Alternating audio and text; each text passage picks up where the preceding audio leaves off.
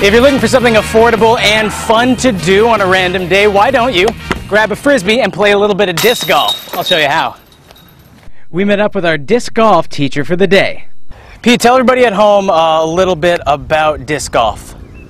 All right, sure, Seth. So disc golf is a sport that is played with discs and a basket like here, as opposed to your standard club and balls and a hole in the ground like traditional golf. But with the same premise for the most part. The exact same premise as traditional golf. And the concept, of course, is to finish the hole in as few throws as possible from your teeing off area. So you have a tee box, just like golf.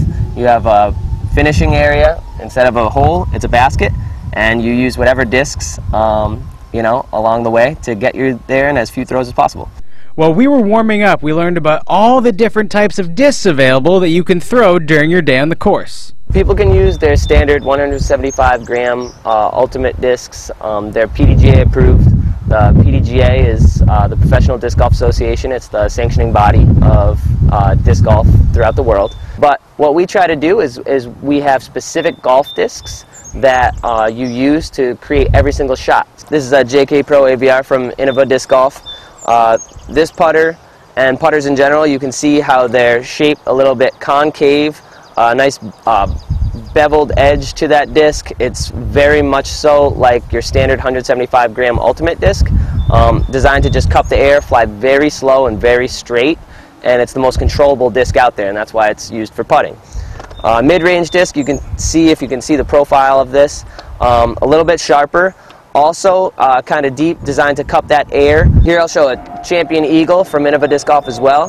This is a fairway driver, very straight, very predictable. It's what you would use as a 5 or 6 iron on the golf course. And this is a distance driver, G-Star Destroyer, also from Innova. It has a much bigger rim, if you can see that. It has that bigger rim. More weight is proportioned alongside of it, creating a lot more spin that'll come off that disc, creating a lot more distance out of that, and that's why it's a distance driver. So this particular disc is a mini, and that's what disc golfers will use to mark their lie, just like ball golfers will use their a little pin or a dime or something to mark their lie on the green. Okay, so we're at one of the holes, an average hole that you'd be playing. Talk to us about the lie. What's it like? All right, so this hole is pretty tricky. We got some branch interference there, a lot of trees in our way, and a sloping green going down to OB over the road there. Don't want to have your disc land on the road. No, no, it's safety first if you're doing this at home. Absolutely, always. So what we have is a couple different lines. We'd either look for a flick, a forehand shot, going a left to right angle, or maybe a right to left hyzer line here to the right. And again, tricky, under the branches you want to get it. All right, here, so you step out for a second, I'll try to take mine, then it's your turn. All right, here we go.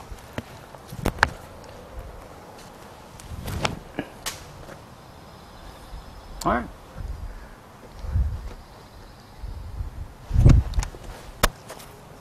Not gonna lie, after the first shot we both landed pretty close and it looked like we were gonna make par, so we set up for our final shot. Alright, hopefully we're just one shot away from finishing up this hole. So you wanna go first? I'll go first. Let's do this thing. Alright. Pressure's on.